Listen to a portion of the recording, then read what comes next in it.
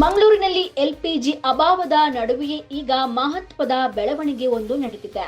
ರಾಜ್ಯದಲ್ಲಿ ಗ್ಯಾಸ್ ಕೊರತೆ ತೀವ್ರಗೊಂಡ ಹಿನ್ನೆಲೆ ಮಂಗಳೂರಿಗೆ ಎಲ್ಪಿಜಿ ಟ್ಯಾಂಕರ್ ಹಡಗು ಆಗಮಿಸಿದ್ದು ಸರಬರಾಜು ವ್ಯವಸ್ಥೆಗೆ ಹೊಸ ಚೈತನ್ಯ ನೀಡಿದೆ.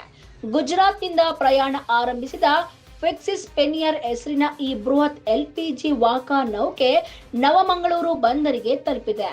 ಬಂದರಿನ ನಂಬರ್ 13ರಲ್ಲಿ ಹಡಗನ್ನು ನಿಲ್ಲಿಸಿ ಎಲ್ಪಿಜಿ ಅನ್ಲೋಡ್ ಮಾಡುವ ಪ್ರಕ್ರಿಯೆ ಕೈಗೆತ್ತಿಕೊಳ್ಳಲಾಗಿದೆ. ಈ ಹಡಗು ಏಜಸ್ ಲಾಜಿಸ್ಟಿಕ್ ಲಿಮಿಟೆಡ್ ಎಂಬ ಖಾಸಗಿ ಕಂಪನಿಗೆ ಸೇರಿದ್ದು ಇಂಧನ ಸರಬರಾಜು ವ್ಯವಸ್ಥೆಯಲ್ಲಿ ಪ್ರಮುಖ ಪಾತ್ರ ವಹಿಸ್ತಾ ಇದೆ. ಇತ್ತೀಚಿನ ದಿನಗಳಲ್ಲಿ ರಾಜ್ಯದ ಹಲವೆಡೆ ಎಲ್ಪಿಜಿ ಕೊರತೆ ತೀವ್ರಗೊಂಡಿದ್ದರಿಂದ ಗೃಹ ಬಳಕೆದಾರರು ಗ್ಯಾಸ್ ಸಿಲಿಂಡರ್ಗಾಗಿ ದಿನಗಟ್ಟಲೆ ಕಾಯುವ ಪರಿಸ್ಥಿತಿ ನಿರ್ಮಾಣವಾಗಿತ್ತು. ವಿಶೇಷವಾಗಿ ನಗರ ಪ್ರದೇಶಗಳಲ್ಲಿ ಸರಬರಾಜು ವ್ಯತ್ಯಯ ಉಂಟಾಗಿ ಜನರು ಸಂಕಷ್ಟ ಅನುಭವಿಸ್ತಾ ಇದ್ರು. ಈ ಹಿನ್ನೆಲೆಯಲ್ಲಿ ಮಂಗಳೂರಿಗೆ ಬಂದ ಈ ಎಲ್ಪಿಜಿ ಹಡಗು ಅತ್ಯಂತ ಪ್ರಮುಖವಾಗಿದೆ.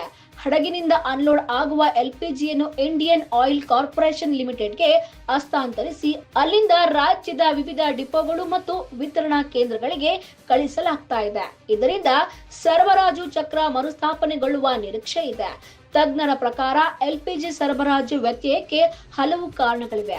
ಅಂತಾರಾಷ್ಟ್ರೀಯ ಮಾರುಕಟ್ಟೆಯಲ್ಲಿ ಇಂಧನ ಬೇಡಿಕೆ ಏರಿಕೆಯಾಗಿದ್ದು ಸಾಗಣೆ ವಿಳಂಬ ಹಾಗೂ ಒಳನಾಡಿನ ಲಾಜಿಸ್ಟಿಕ್ ಸಮಸ್ಯೆಗಳು ಇದಕ್ಕೆ ಕಾರಣವಾಗಿವೆ. ಇದರಿಂದ ಸರಬರಾಜು ಸರಪಳಿ ಕುಂಠಿತಗೊಂಡಿದ್ದು ರಾಜ್ಯದಲ್ಲಿ ಕೊರತೆ ಹೆಚ್ಚಾಗಿದೆ.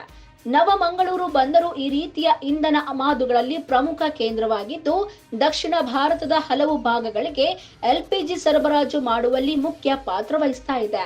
ಹೀಗಾಗಿ ಇಲ್ಲಿ ಆಗಮಿಸುವ ಪ್ರತಿಯೊಂದು ಹಡಗು ಕೂಡ ಸರಬರಾಜು ಸಮತೋಲನ ಸಾಧಿಸಲು ನೆರವಾಗ್ತಾ ಇದೆ.